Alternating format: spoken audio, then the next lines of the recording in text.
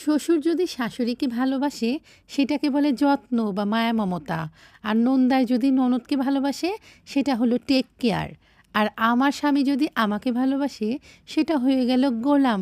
আমি নাকি আমার জামাইরে কালা জাদু করছি, তাবিজ করছি, শাশুড়ির ছেলেকে আমি আঙ্গুলের ইশারায় নাচাচ্ছি।